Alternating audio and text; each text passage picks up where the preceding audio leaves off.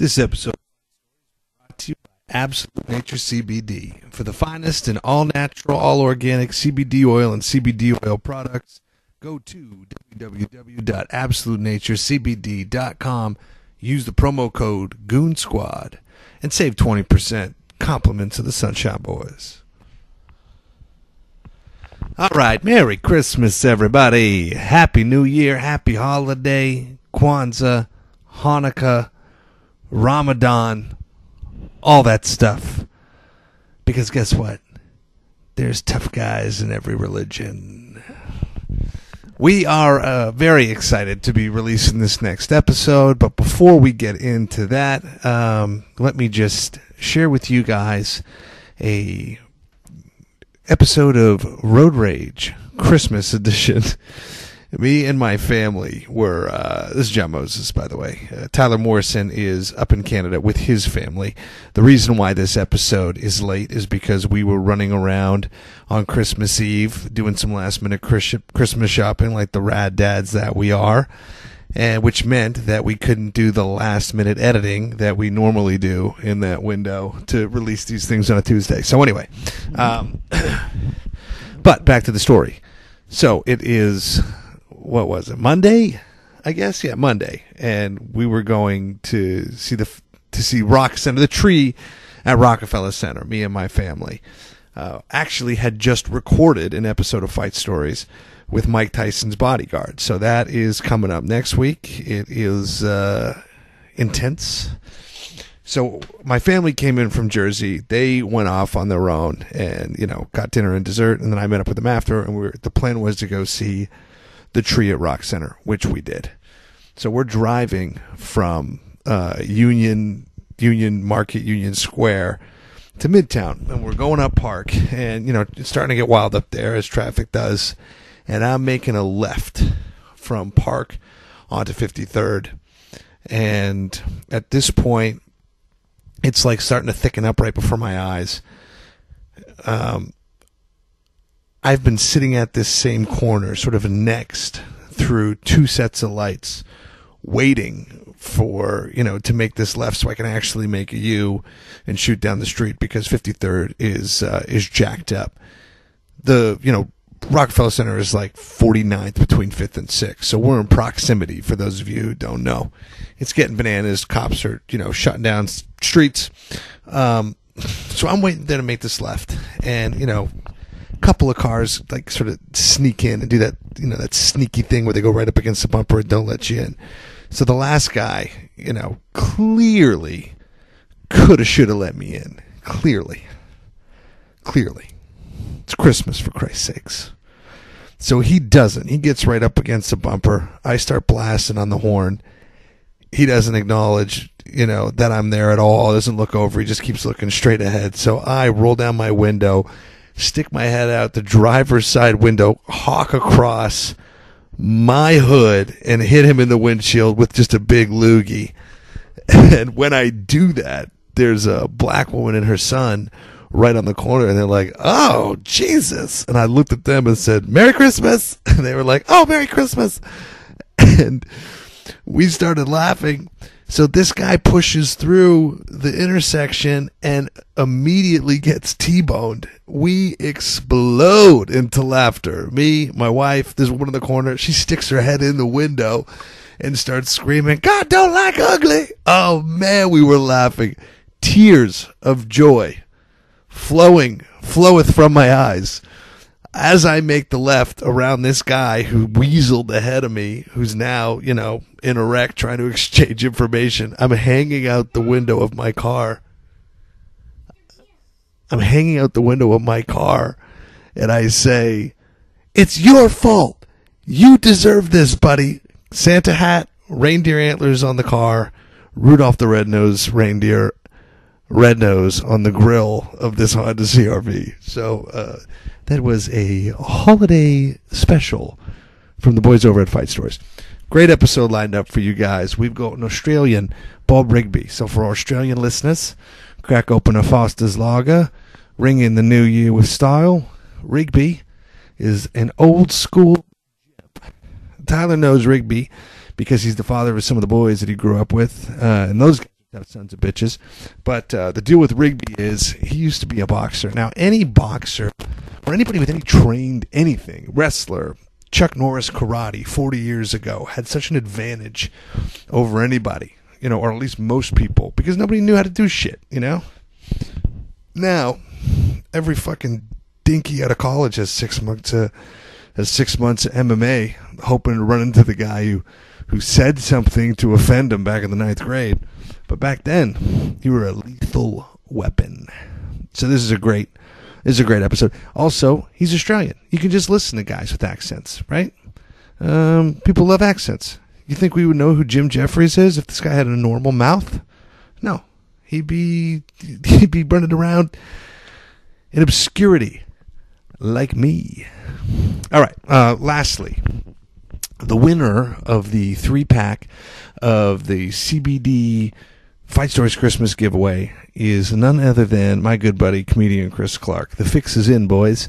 And the reason why he is the winner is because he's the only fucking guy to retweet anything. He blasted out a bunch of episodes. And, yeah. So, the rest of you guys, you nothing but coal. Still love you, though. Still love you. Share, subscribe, comment, retweet, do all that shit. We need you, boys. The Fight Stories boys, the Sunshine boys need a little love. All right, here's the episode with Bob Rigby. And next week, we've got Tyson's bodyguard in the chamber, locked and loaded, cranking it on Tuesday, right before the new year. We are closing this thing out with a bang. We got a couple of real wild cards for you boys. So that's it. Enjoy.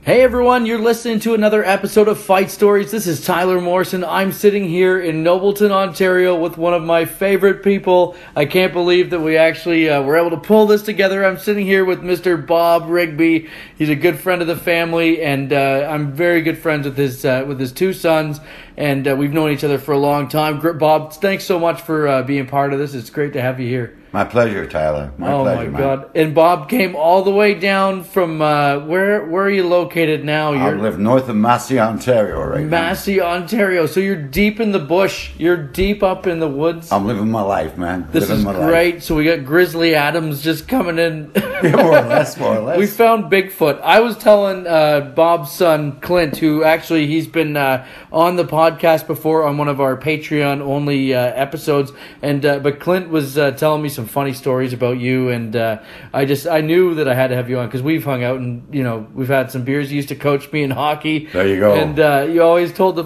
some of the funniest stories, so I was like, we got to get Bob on. But when Clint was telling me where you were living, I'm like, I'll go all the way up there to get this guy on the show, because I just remember you always telling us good stories and always having a good time with us. So yeah, having good stories. Yeah, lots of good stories, Tyler. Yes.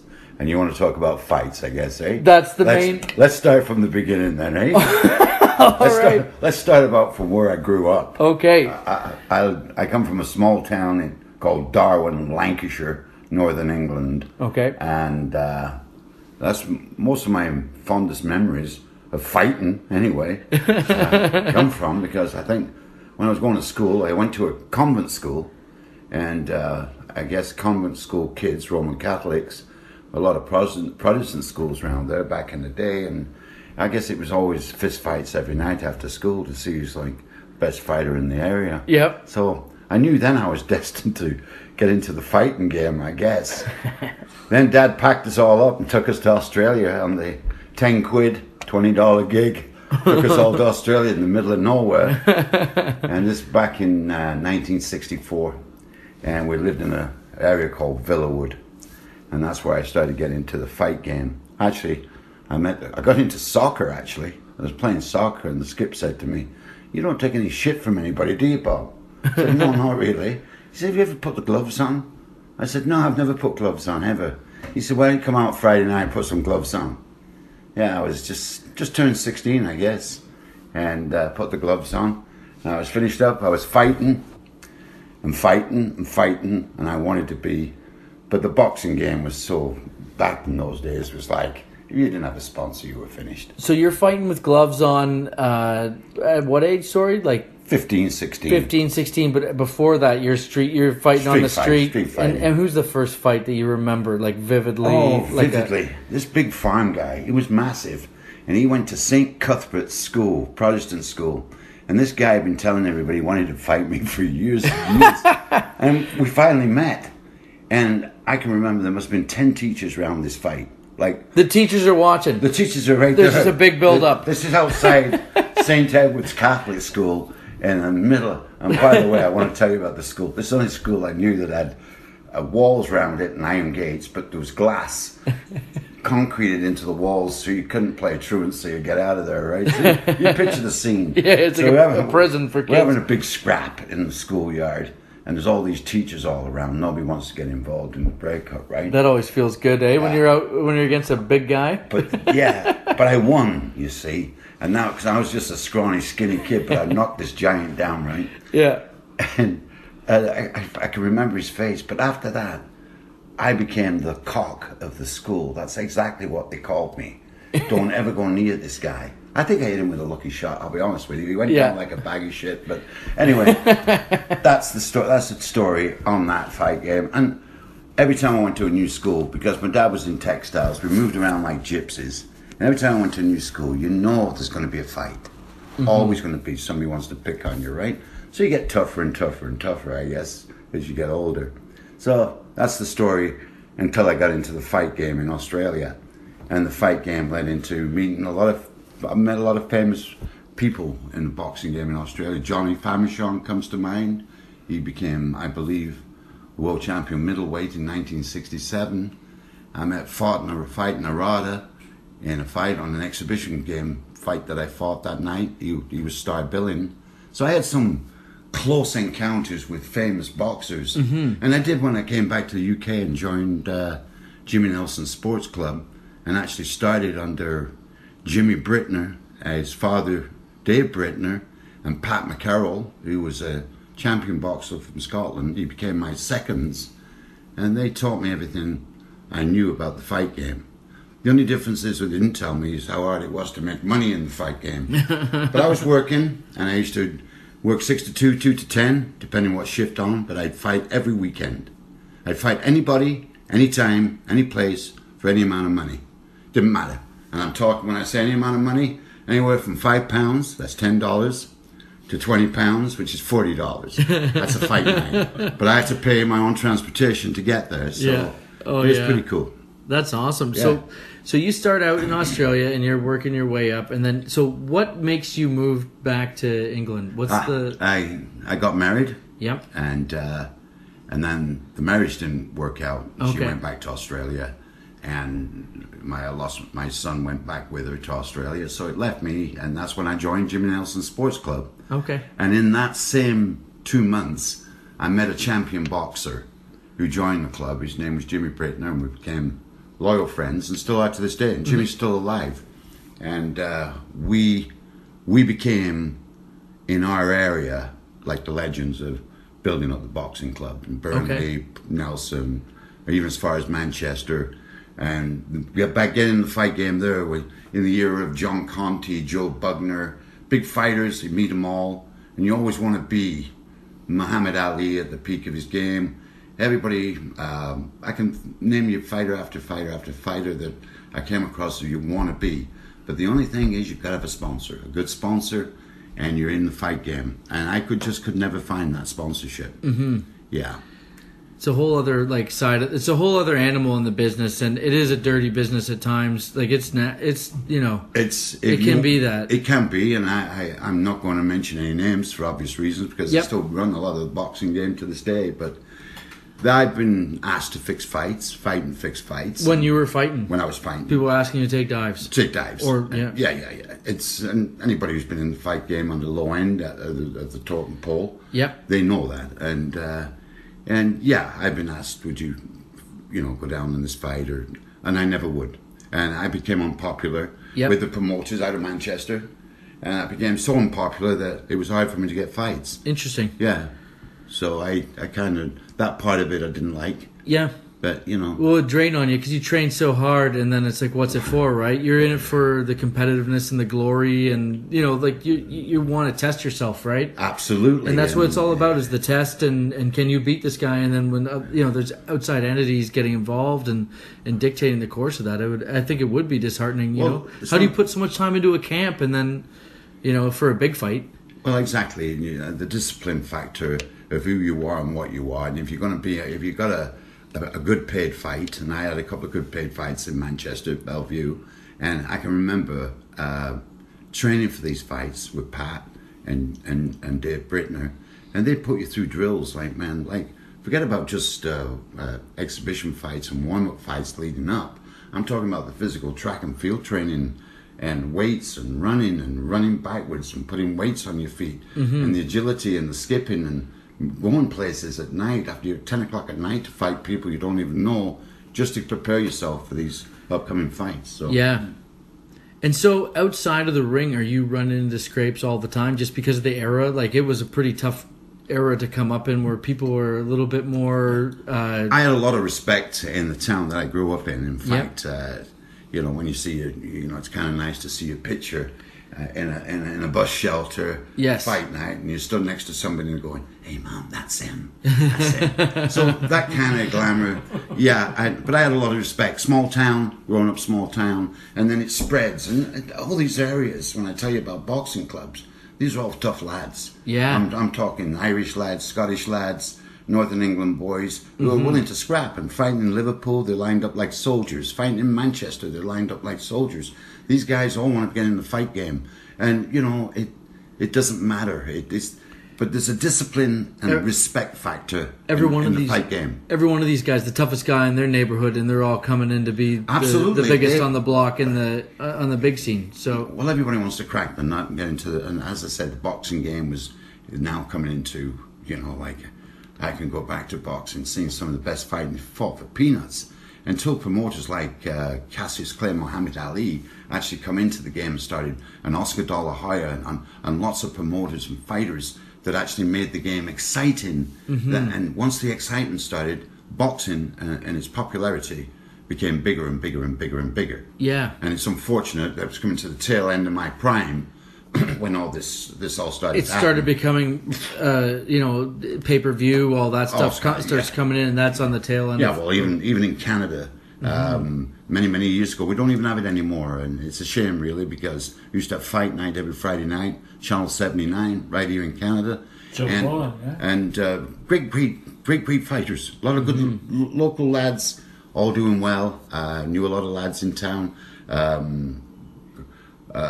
Nicky Filano, Sean O'Sullivan, DeWitt from Edmonton. I met all these guys, and all good fighters, all nice lads, but again, just didn't have that main ingredient. And as I said, I told you about earlier, Tyler, when we were talking about Billy the Kid Irwin, a local lad from Oakville area. Yep. And he was a great fighter, probably one of the best fighters I'd ever seen in my life come out of Ontario. And nobody knew a lot about him, but in the United States they certainly knew who he was, because some of his fights, and I watched some great fights, and this guy could take a beating, and he could come back and win in Philadelphia, Chicago, some of the big gymnasiums, and he was coming in stardom. And then I got told that, I said, how's this guy getting ahead? And I told him, in fact, and confirmed by Don Cherry. Yep. Don Cherry, with that Billy the Kid Irwin was Don Cherry's boy. The hockey legend, yep. Of course, Don. And I spent hours talking about boxing with Don Cherry. For our American listeners, Don Cherry was the coach of the Boston Bruins, and then in Canada, he's a hockey god, basically. And a super guy. Yeah, and absolutely. A super personal guy. And I did spend an afternoon with Don, and I picked his brain about boxing, and I was fascinated by what he knew. No, never mind hockey, man. This guy knows more about the fight game than I do. So it was good to have a conversation with a guy who I respected anyway in hockey to talk about the fight game, you know. Yeah, so. And he's involved a little bit on the other side of it too, right? That's exactly. Very cool. Yeah, he wasn't liberal in talking about what his involvement was, but he didn't deny it, because I guess any fighter, when you run into somebody who perhaps was financing him to a certain degree, or helping with his training, whatever. It's nice to find that, because as I said, there'd be a lot more fighters today, good fighters out of Canada, if they had the right sponsorship. But you don't see fighters getting big sponsorships. You see it in hockey, you see it in ice skating, you see it in, well, sometimes now it's Olympics and so on. But the fight game is a lower profile here in Canada. Yeah, and there's a little bit of there's a stigma that comes attached to it that's happened over the years. Yeah, but I'd like to see some guys that are getting into a training program, a really good training program, and have a gymnasium that's geared for Olympic or amateur boxing, for sure. The thing is, too, I think fighting is such a, it is the most primitive thing in terms of getting young guys who could maybe be going the other direction, maybe end up in jail on the street, on the streets, into a competitive, challenging environment where they channel their energy into something positive. And I think gyms saved a lot of guys.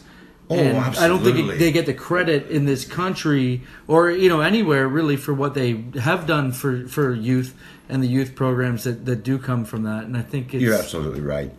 If there was a young guy, if you were a boxer today and you're living in Canada and you've got some talent and you don't know where to turn, and I can tell you right now, if you go down to the gyms in across the border, get into Philly, where you're just talking about, you're going to meet some wild guys there, but they're all there for a purpose, and hopefully you're there for the same person, so you make friends with them, regardless of color or race or creed. It doesn't really matter. These guys still want to be a fighter, so they go and work hard in the gym where they want to be. But if you want to get to that level, and you think you're good enough to get to that level, go south of the border and try it out. And then you know what you're made of, and you know what you're up against. Yeah. Sure. I mean, that's that's where people are going. I mean, the legendary Kronk Gym in Detroit was where it was happening. Absolutely. I mean, there's gyms like that they're still around. There's some, honestly, don't. I know there's had a lot of bad press in years, boxers and boxers this and boxers that. But if you look at some of the gymnasiums that are available to and training that's available to these athletes today, it's phenomenal. So, all right, you little Billy badasses. This episode of Fight Stories is brought to you by Absolute Nature CBD. Listen, you know the deal. They're the best. Plug in the Goon Squad. Promo code to save 20% at checkout, like you've been doing. However, I am announcing the Fight Stories Christmas giveaway. The Sunshine Boys and the good people over at Absolute Nature CBD are giving away some CBD oil and CBD oil products over the course of the holidays, and this is what you got to do to enter to win. All you have to do is retweet or share on Facebook an episode of Fight Stories, tag Absolute Nature CBD, tag me and Tyler, the Sunshine Boys, and tag Fight Stories, and then put in, this is probably the most important part, hashtag Fight Stories Christmas giveaway, and you can win one of their products that'll enter you in a chance to win either the oil, the salve, or the soft gels. The person who shares the most between now and December 24th will get all three. We'll get the Absolute Nature CBD Super Pack. It's got to be like a $250 value. Something like that. I don't know. Maybe it's $200. Listen, it's free and it's great. Can't get no better than that. I'm going back. I'm talking 60s, 70s when it was rough. I mean, it was. I mean, guys fought dirty back in there. The weights of gloves didn't really matter. It just, I'm going to knock your head off, that type of thing. Oh, for sure. Yeah. And so you run your career, but while this is going on, you're mostly honed into boxing. That's what's happening, right? You're that's your main focus. You're not you partying a bit, or you mostly dialed right into it. Oh, listen, it's so easy to fall into the party aspect because you meet people, you get invited to places. They want to be around you. You want to be around you.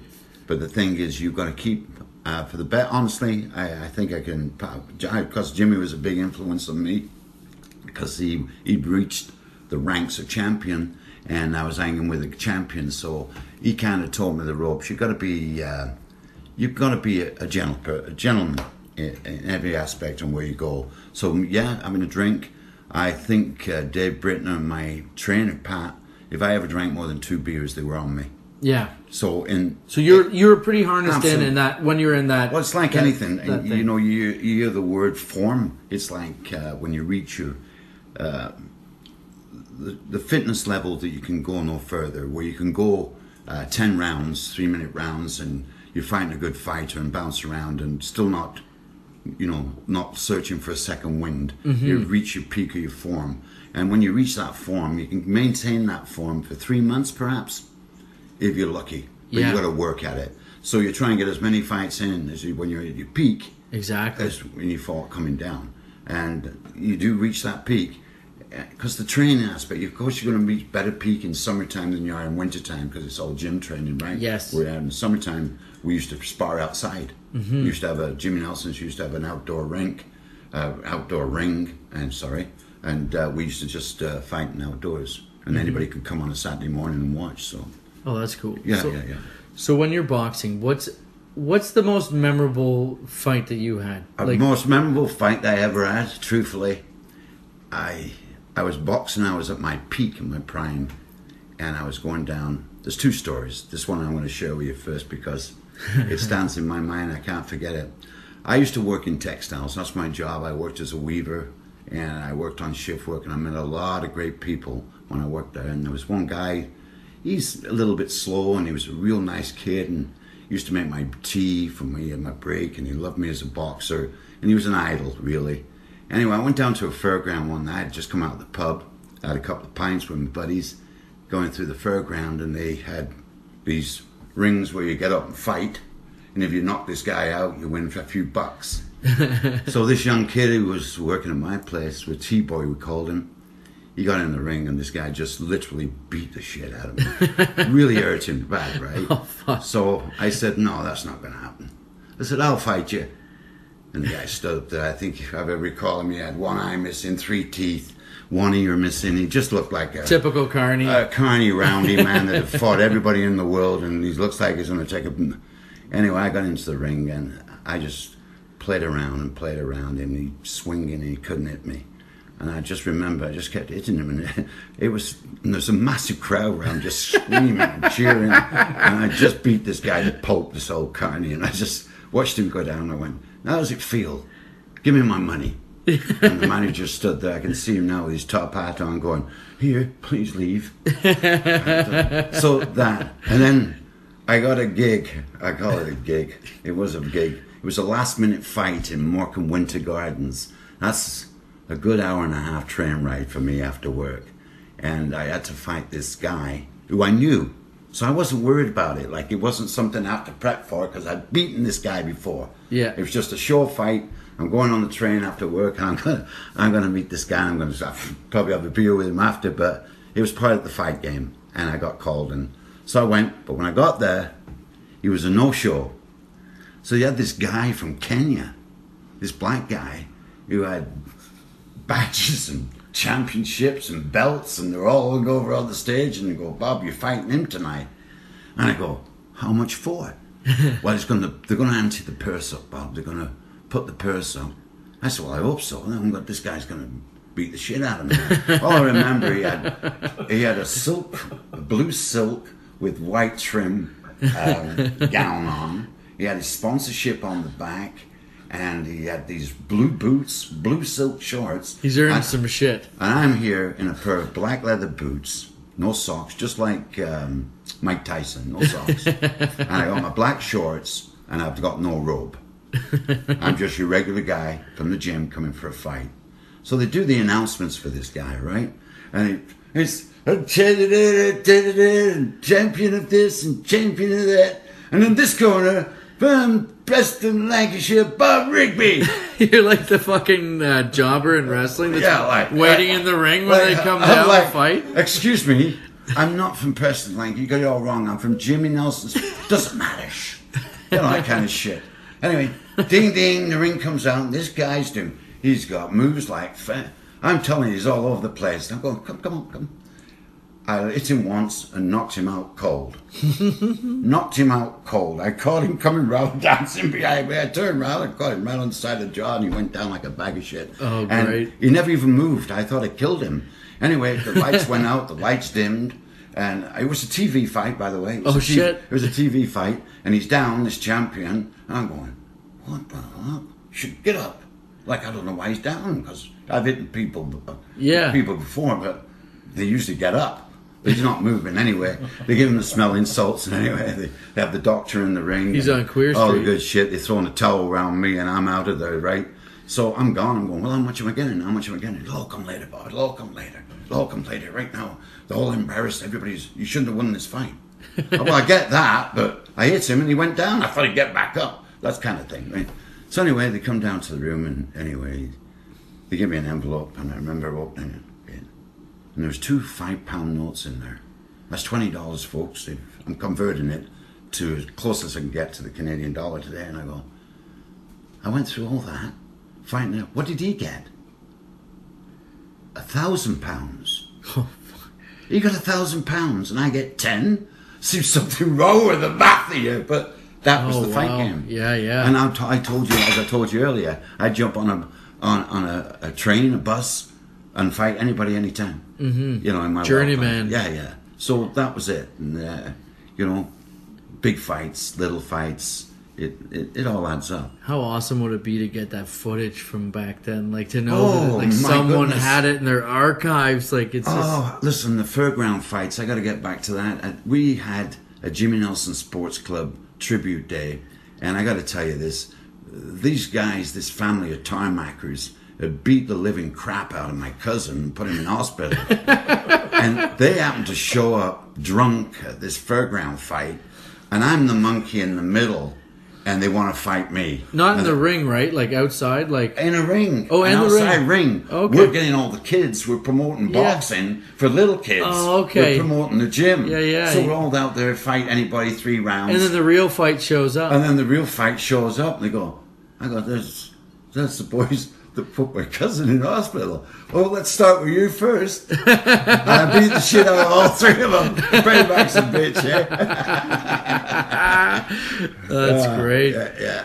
Oh wow. Go ahead. Go ahead. No. So you're doing all these fights, and then where is this exact? Is this in Australia or in? This is in the UK. In the UK. I did more fighting in the UK than I did in Australia. Okay, but you went to Australia at the tail end then, or was it? That was the beginning of my... the very beginning. That's where they told me I could be a good boxer. Oh, okay. Australia told me I could be a good boxer, and when I got back to England, they told me I could be a better boxer. Yep. And a better boxer I became. And if you want to know, a lot of people ask. Back in the day, they called me the Blonde Bomber. That was my nickname, truth. And why I got out of boxing was my mum. She didn't like it. My dad, who was a Navy, lifer in the Navy, covered in tattoos, tough as bastard you ever want to meet, he would never come to a fight. No. I don't know why. It just there was a lot of bad press with the fight game, as I mentioned. Really, there's a stigma around it. Big stigma, yeah. And my mum got out. I'll tell you, I was at probably people might remember this night in Nelson. There's a Nelson, Lancashire, which was just close to Jimmy Nelson Sports Club. We had a bar there called the El Tropicano, and all the bouncers on the club, I knew every one of them because they were all members of the gym, the boxing club. So anyway, I was down there one night having a great old time, and we left in the car, me and my friend Steve, and we had 2 ladies with us, and I was going home anyway. I was just going to drop them off, and so we went back for some fish and chips to this girl's house who Steve knew. But when I got back to the house, some guy hits my friend over the head with a piece of 2x4. Holy shit! Splits his head right down the middle.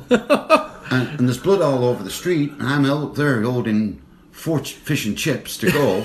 I was seeing this blood pouring out of the guy, and this guy's coming after me next. Oh shit! So I drop the fish and chips. He comes in, and I hit him 4 times. That's all I remember, hitting him 4 times. And that was the suspension of my boxing license because... Oh no! I had to go and visit him in hospital. He lost his left eye. Holy fuck! and I broke his jaw.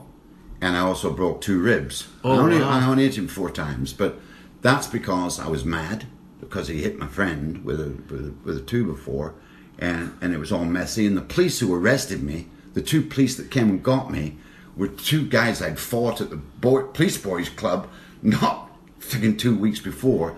So everybody knew me, so they took me in. And anyway, my license was revoked. It was never cancelled, folks, because I'd never allow that to happen. I went and apologized in hospital to the guy, and finally he apologized to me. And the truth of the story, what happened was, one of the girls was his wife.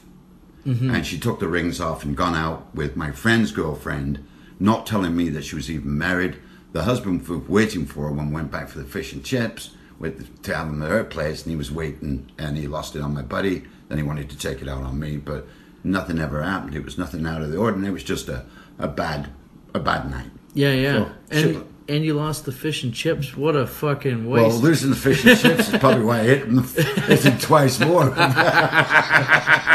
One for the fish, one for the chips, right? Right.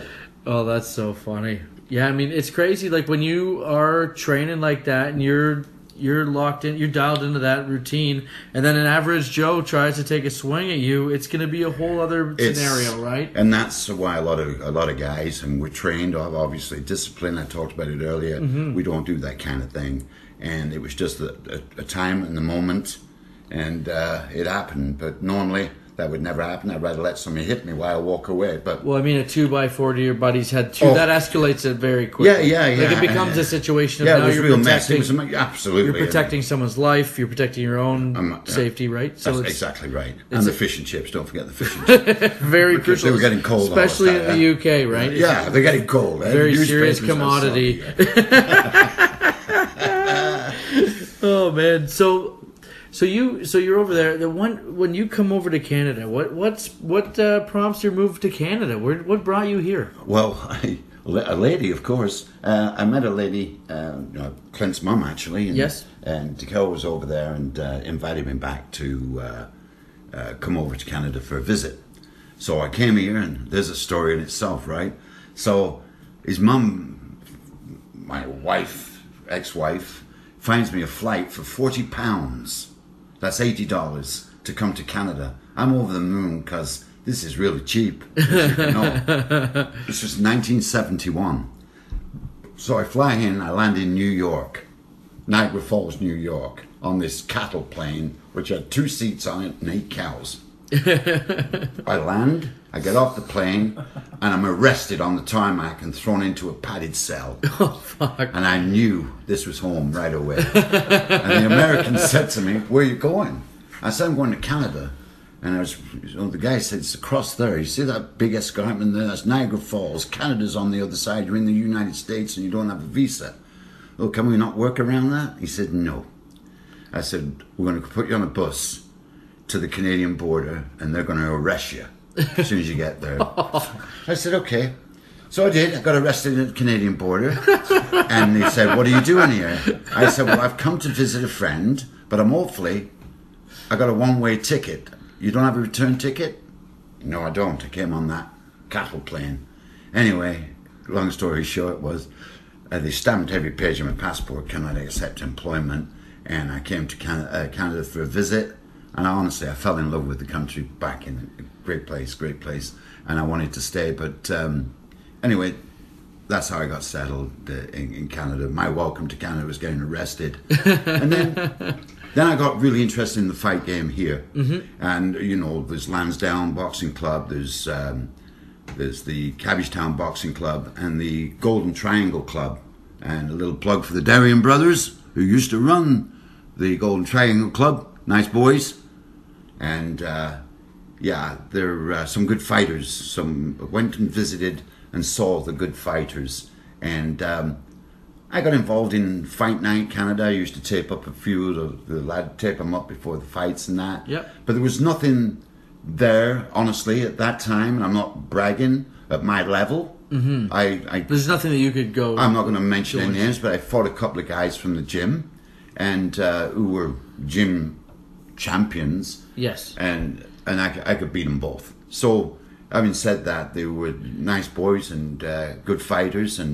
But as I said, I am not being critical. I'm just saying that the fight game in Canada, it wasn't as evolved as what it was in the UK at the time. Near, or for that matter, anywhere in Europe. It was But now is it still as good, or is it better now? Like the Canadian, have they caught up to the UK, or is it still? It's still lagging in. I'm not saying that to be critical. Yes, I'm just no. saying because it's the resources that you have. Well, let's face it. How many youngsters do you see? You see kids going in hockey. You see kids going in soccer. And with MMA that's come along too, you're getting. Where do you see kids going? Hey, I want to get in the fight game, and because the fight game you get hurt, and nobody wants to get hurt. And everybody goes, oh, it doesn't hurt when you have gloves on. That's a crock of shit. Or those kids are going into jiu-jitsu and MMA, and it's a little bit more of a popular thing. And how long do they stay with that game? I mean, the boxing game is a program, and anybody will tell you this. If you're starting in the fight game, and you're starting from the beginning, there is no end. It's a disease. It's in your blood. Even I, at my age now, 71 this year, I still shadow box. Why? I don't know. Don't ask me. It's just programmed into you. It's just programmed into you. And you can't help it. And your hands have got to be, and if your hands are not as quick as they used to be, you got to ask yourself why. It's a strange feeling, but I guess it's like any athlete that goes through a program. So, yeah. So you get into Canada, and you're kind of around the scene, but you're not as active in it. Are you still getting the itch to? Well, here we go. To shake someone's tree a little bit, like you run into some bar scraps. Tell me about some bar scraps, Bob. I know you've been in a couple. A couple of bar scraps. Well, here's one. I was on a fishing trip with a bunch of guys from work, and they invited some guys along. And I'm going to name drop now, in case you get into this, Ralph, if you're around. His name's Ralph Back from Barrie, Ontario, Golden Gloves champion, heavyweight. Great fighter, Ralph. I'll stick with that to this day. But not as good as me when I knocked you out cold in Barrie Sound in a bar fight. Remember that, Ralph? That's a true story too. And I knocked a few Golden Gloves heads off in while I was here in bar fights. In bar fights? Yeah, guys who go, well, if you're a fighter, man, I'm a fighter. And they just want to take you outside? And have a go. Yeah. Oh, really? Yeah, so it's like almost like a more respectful street fight than what you would normally have then if you're squaring off against a guy that's Golden Glove fighters, I'm one myself, have a respect, dedication to the sport, and they don't look for trouble and don't fight.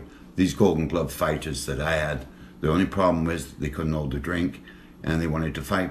They were both, tipsy. So it was a little, So it's a little bit of a different... and then, once you're here now. I'm past my prime, but I really, really, really want to fight. I'm in my 30s.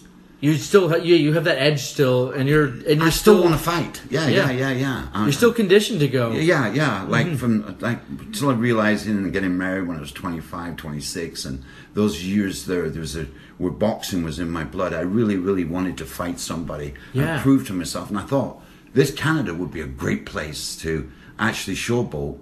But the problem is, as I mentioned, the fighters, I can name them on my hand. And DeWitt, I think he could have been a super, super fighter, but he had some bad luck in his family. I don't know if you knew. He lost his mother and father in a period of few months, as I recall. Oh, wow. Which took him completely out of the fight game, which it would. But he was probably one of the best I've ever seen. Billy Billy the Kid Irwin, as I mentioned earlier. Yes. Another great fighter. For what it's worth, Sean O'Sullivan fought Nicky Filano, good little fighter, lost his weight. And I don't know if they lost their way in skill or the promotion aspect of him. Yeah. Couldn't take him any further. Mm-hmm. So there's many factors. I mean, absolutely, it really absolutely, is. absolutely. I mean, I do stand-up comedy, and there's guys that are hilarious, natural comedians, but if they don't have the background where they can promote themselves, they can't get to the next level, or they don't have the management that comes in. Like there is just so many other levels to just being good. Yeah, and it's not the pedigree of the fighter that you can't get a sponsorship. It's just that the fight game in my era was at the bottom of the totem pole in terms of receiving monies in an athletic sport. Mm-hmm. And that's where it was. That's how the boxing was. As I mentioned, in the 60s and 70s, boxing was nothing until the real promotion came onto the scene. Mm-hmm. And that's with guys like, nobody got paid millions of dollars, or even heard of a purse. Even £5,000 or $5,000 was a massive purse back then. Yeah. And then when the millions started into play, and you look at people like, well, he runs his own promotion now, but I can't believe how much money some of these big fighters have actually put away. And, you know, you can think of Mike Tyson, you can think of, I'm struggling.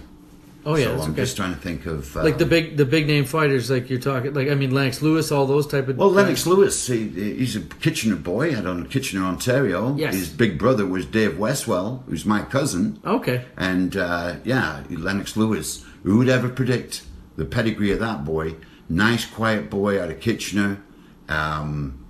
Took his fight game back to the United Kingdom. Also originally from there, right? Is that or is he originally from? I think he was. I don't know if he came over to Canada at an early age. He was born in Kitchener, but Mum. Because he has the accent. Yeah, and he's got a southern accent. He really does. So he could have been born there, or the accent came when he went back. But he found a good trainer, and who would ever think that Lennox Lewis would beat Mike Tyson? Not in a million years, but he did.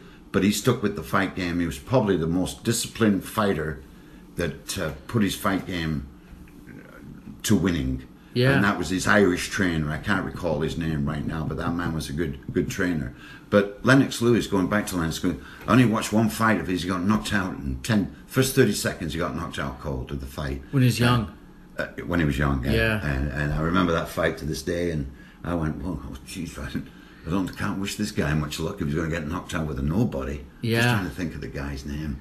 He's an African guy. First round, I watched on closed circuit in Kitchener. All his fan base were there, and the Golden Triangle Club and everything there was all good. And but anyway, these are just memories, right? Yeah, and then he became the fight game. What he is.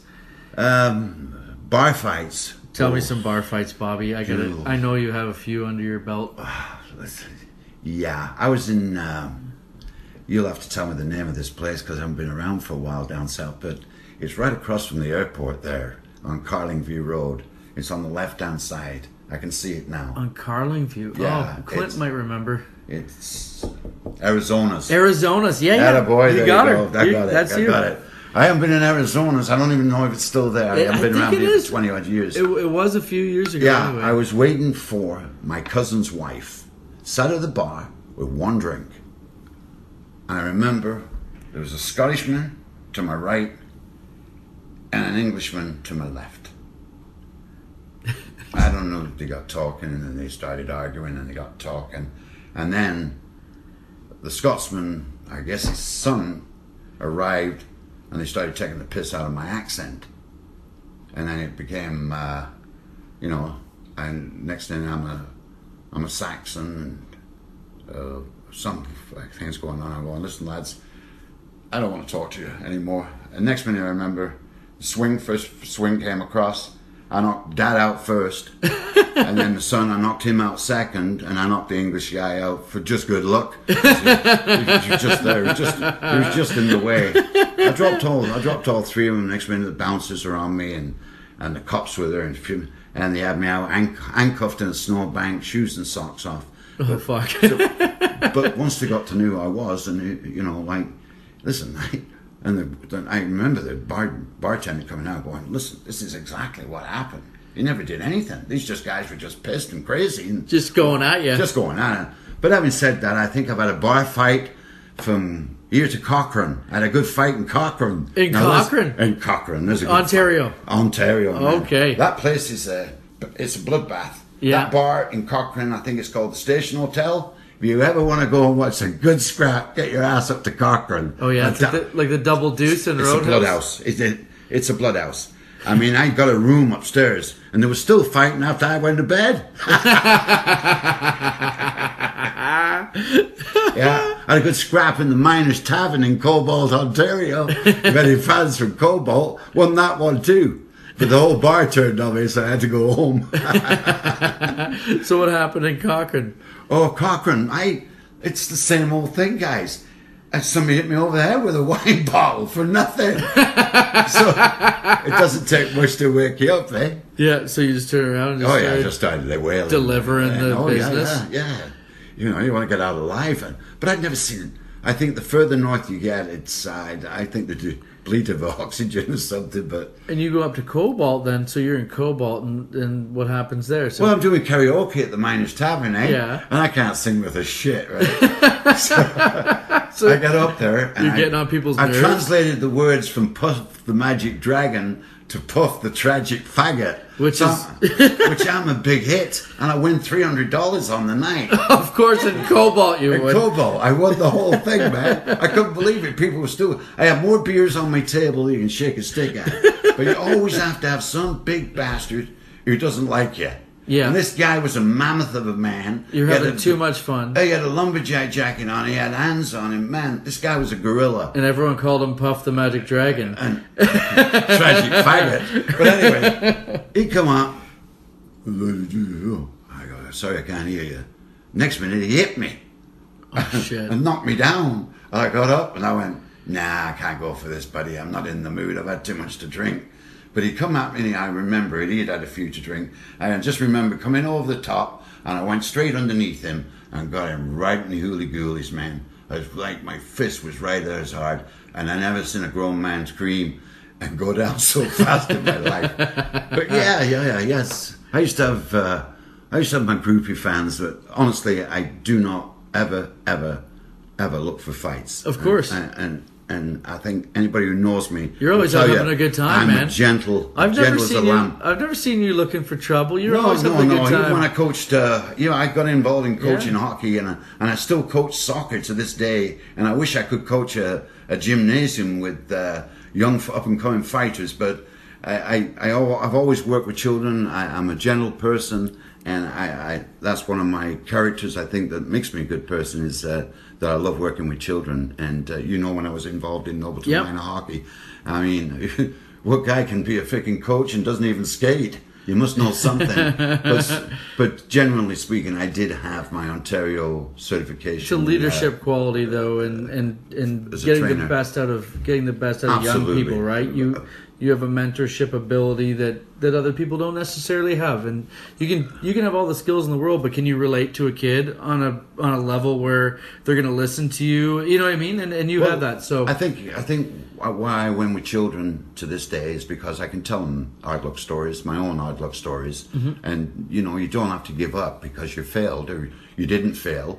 There's always a reason. Of course I would have liked to have been a champion. Under a different circumstance, I might have been a champion. A lot of people respect me in the fight game, who have known me in the fight game. People I've sparred with in the fight game all know that I'm a good person, and I'm modest, but a good fighter.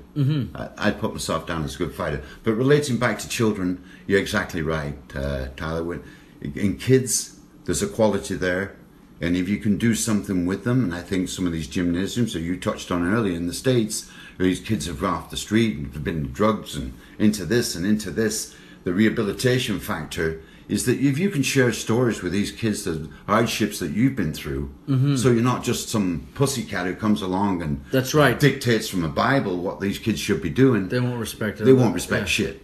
And this is why I got a lot of... And I think my cousin, who was the big brother for Lennox Lewis, he spent a lot of time with Lennox. He was a cop at the time, and he spent a lot of time with Lennox. And if you knew anything about Lennox Lewis, he was the perfect gentleman. Anytime off and on with media. I mean, he was never a dance-around bragger how good he was. Never ever boasted about he's going to win. Yeah. Never. So he was a very humble fighter. Yeah, humble fighters, and a lot of fighters are humble. I mean, Oscar De La Hoya. I mean, he grin and smirk and put some faces on. But you need to have a little bit of an edge to ride that confidence in yourself, right? It's a real management thing, managing an ego when you are needed to have the edge too. Which is that's a challenge. It's a challenge, absolutely. So I got a question for you. We I met you in Nobleton, where we are right now. One of the local watering holes we used to start drinking at when your son and I started partying. Salty Dawg Roadhouse. Did you ever pop anyone at the Dog? I did. Tell me about the Salty Dawg, Bob. That was when Eddie Shack used to drink there. Eddie Shack used to play for the Maple Leafs, retired, and he bought a golf course away from there, across the way from the Salty Dawg. Yeah, I had a couple of clearing brawls in the Salty. Not through any fault of my own. Again, it was karaoke night. Never. I used to always go down, look for, sit down, and sometimes Eddie'd come in and just trying to think of the other Maple Leaf who bought the doctor's house in Kleinburg. What was his name? Ooh, who did buy the doctor's house? Clint might remember. We'll have Pat to look. Boutet. Pat Boutet, okay, Pat Boutet, he worked at there. So Yep. Pat Boutet had always come into the 70s Leafs. into the Salty Dawg, and of course, it's a women's pick-up place, right? The girls come in, the guys come in. And I used to go down there and listen. I used to get a real giggle out of listening to karaoke. Yeah. And I'd go down with Big Bob Smith, remember Bob? Yeah. We'd go and sit down, listen to the karaoke and have a few pints. But there's always somebody. Always somebody. I don't know what it is, guys. Places like that are popular should always have a doorman or somebody to look after the place, because fights start up and you see somebody who's getting a whipping for no reason at all. I can't witness that. There's something in me that goes, that's got to stop. Yes. So that's when I usually get involved, and then it's usually fast and furious, and it's over within minutes, because I just ask who's the best of the lot of you, grab them by the neck, take them on the yard, give them a pounding, come back in, finish my drink. That's how it works. Yeah. But yeah, we've had a couple of clearing fights in the dog in my time. Yeah. Did you ever? I remember, and if I'm wrong, just correct me. But I remember you telling me about a guy showing you a hunting knife there. One guy showed me a gun one night. Was it a gun? A gun, yeah. And he had it strapped to him, and I said, "Does that make you a big man?" And he said, "Yeah, and a lot bigger than you." So I dropped him too, gun and all. I mean. You just got to hit them a little harder when they're carrying a gun. Yeah, when you see the gun.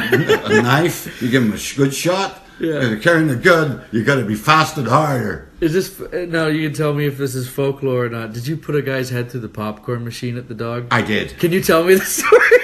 I did. I need the story from the start. Who told you this one? You did. No, it was embarrassing because I think my kids were with me. You have to tell me this. Well, they had one of those bloody great big old-fashioned popcorn machines. Not like the ones this thing was massive. I hadn't seen one like this for years. And of course, the dog, you just go in and you go, it's all free, and you sit up at the bar, you grab your beer, and it's a rough old Salty Dawg. They closed it down. It was a rough old, even the cops said he'd go in there. And it just got rougher and rougher and rougher. And there's a guy walked in there. I can't be rude, of course, but he said something really, really rude to this waitress, and I went, "Who the hell is this cooker?" And he said to me, "Who are you looking at?" I said, "Listen, man, I'm just here with my family, having some chicken wings." You had both the boys? Yeah, both boys were there. How old are they? Like 6 and 4. I yeah, guess, young enough that you don't really want to get. That was like there for lunch, chicken wings. And yeah. By the way, too bad they're gone because they were the best wings in. They were the best wings. Were they? Salty Dawg I used was to take the you guys after hockey for wings. Oh there. yeah, we were drinking there when we were 15. Anyway, this guy just another one again. Going, "What are you looking at?" I said, "Well, I'm not looking at you, pal. I'm here having wings." "Well, just mind your own business." I said, "Well, you shouldn't talk to a lady like that." And he said, "What are you going to do about it?" I said, "Well, I just stood up and I was just wiping my mouth. He took a swing at me, missed, and I hit him. I caught him real good. Again, these good shots are in his head. When it hit this popcorn, it reminds me of another story about this black belt. I got to tell you this story. Yeah. And his head hit the popcorn machine and went straight through, and all the lights started coming on, and all the popcorns shooting all over the bar, man. It's going everywhere. And I go, this guy's stuck inside the popcorn machine. It must have been hot in there, man. Oh yeah. Oh, it burned all his face. Yeah. Then I was invited to a party. A real nice guy. A real nice guy. He loved the fight game, and his dad had done some boxing and invited me over to his house in Ottawa, and they were having a party. And this guy, I was reaching down in a beer, and this guy kicks me right in the mouth. And like in this great big room, all these girls and everything. I'm going, "Do I know you?" I'm looking at him stunned like a mouse bleeding. Yeah. "Do I know you?" And he goes, "You're about to. I hear you're really good with your fists." "Well, I'm a blue, black." I said, "Brown belt, yellow belt, black shit. I don't give a crap." And I hit him. And I remember his head, he went right through the drywall. When you hit somebody hard and the head actually sinks through the drywall and kind of goes through it, it's a good shot, right? Oh, yeah. So he bounced back after his head stuck there for a few seconds, and he slid down the wall, and his friends put him on this couch and laid him there until the ambulance came. Oh, fuck. Anyway, the next day I'm with John Wiley, an ex-Jamaican boxer. John Wiley, he actually boxed in Toronto, and we were down at this club, and he comes in with this gang to fight me. This guy comes back with his crew. With his for revenge. Taekwondo gang or whatever, black belt guys. Yeah. And they Cobra come in. Kai. Oh, that was a beautiful fight. There was 11 of us and about 15 of them, and we just wiped the floor with them. It was a good fight. Oh, shit. Yeah. We got arrested that night. But when they come down to fight you, how do they start it up? Like, what do they say? well, they came like, looking for me at this club. In Ottawa. I can't remember the name. Nightclub then? The nightclub, yeah. Oh, okay, and you had all your guys there where they could all fight? All my guys. You guys happened to all be at the bar? Yeah. Oh, perfect. Yeah. Good thing you had them there, right? Like, just a good... good scrap. Wrecking Of crew. course, John Wiley was Grease Lightning, but... It would have been amazing, too, seeing guys that are all trained fighting each other. Like a multiple... Like, you know, like a street fight with, like, all trained fighters throwing them. That would have been wicked. But you got guys who are coming in who go... Couple hangers on. You know as well as I do that you're not going to have Taekwondo or any kind of fighter because they're brought up in the same principles as discipline. Mm-hmm. So this guy's just on a vengeance because he got beat up by me, and he goes to the gym, picks up a few guys who are probably training. Couple poon boys. Yeah, and some big lads who want to come in for a scrap. Little did he know that I'd be with some group of boxing guys. Yeah, you get a bunch of weapons with you, too. Yeah, I had Rick Dugan. He was a boxer from Halifax. Who, as mentioned, John Wiley. Oh, nice. And there's a couple of other guys who were, just fighting guys. So this was a breeze for us, Oh, yeah. Oh, yeah. That's amazing.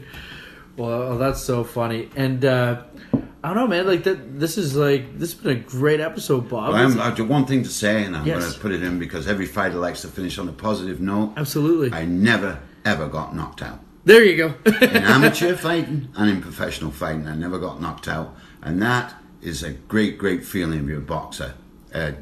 Just to have that confidence and knowing. I've been hit, I've seen stars, but never went down. There you go. Well, listen, guys, this has been Fight Stories with Bob Rigby. Bob, you got anything you want to plug? You got your YouTube thing you're pumping up?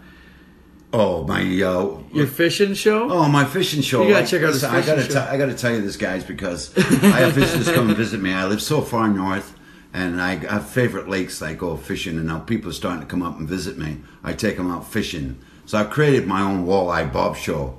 And it's all imaginary, trust me. But every time, all these people that come up go, wow, man, you've got to do it. You've got to do it. Because just in the last couple of weeks, I had people up and they just caught fish until they...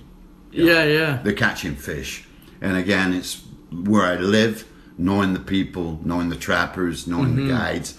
And they put me on to different places to go. And it's took me 14 years to figure it all out. But some real good fishing up where I am. So if you want to book a show, I've got cabins available for rental. There you go. And come on up and have a wilderness experience. Bob Rigby, one of my favorite guys in the world. Thank you so much for being part of it, Bob. It's awesome. Anytime you want to come on, you come up and see me, man. We will come up and see you. I got to bring John Moses, my co-host, up to visit you. Absolutely. Come up and see me. Thank you very much, pleasure, man. Tyler. Right all on. good, man.